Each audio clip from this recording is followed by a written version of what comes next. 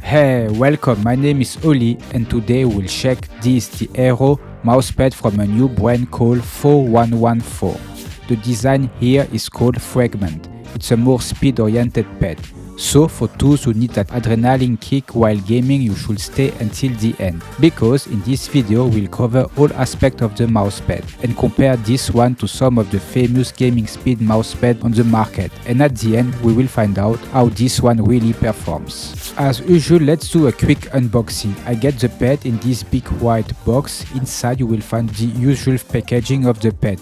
So it comes flat, which is more and more common nowadays. It's good protected. So as I said before, I have the Aero here in the design called Fragment. It looks very beautiful. I presume it's an old Greek sculpture representing the head in 3 fragments. It's unique and very clean in my opinion. There is also another design called Legacy, which is a black mousepad with antique Greek square pattern on it. The pad comes in the size 500 by 490 mm and it's about 4 mm thick. The pad has a full custom anti-slip rubber base with a very thin and small dot pattern. It sticks very good on the desk. The pad is more in the soft category with a show of around 30. It's somewhere between a smooth criminal and infinity control, which is unique for a speed pad. They do normally have a harder feeling.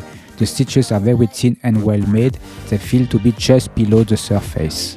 Let's check now the surface characteristic. The 4114 Fragment has a polyester spandex material. Spandex is known to have a low friction characteristics which give this extra speed feeling.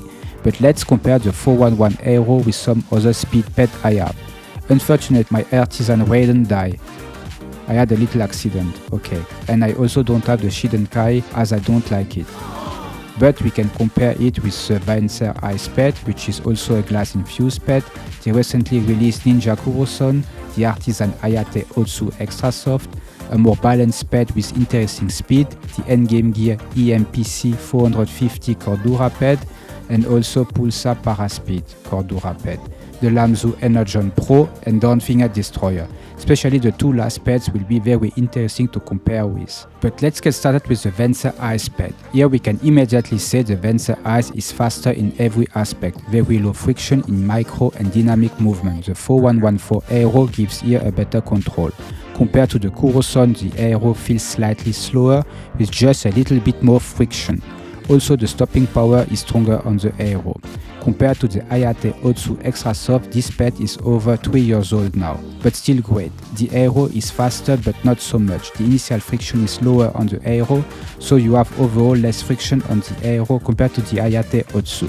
Due to its soft characteristic for micro adjustment, the Aero feels similar to the Otsu. Now, compared to the Pulsar Paraspeed and Endgame Gear MPC 450, both are Cordura mousepad. Here it's easy to say that both Cordura pads are in all aspects faster than the 411 Aero.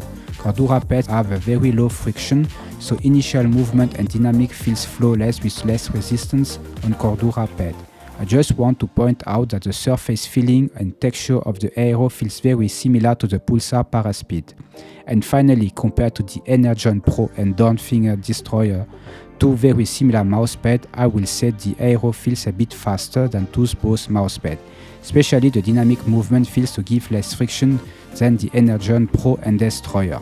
But then for micro adjustment, the 4114 is less precise. Despite having more softness, it doesn't give you the same amount of control compared to the Energon and Destroyer.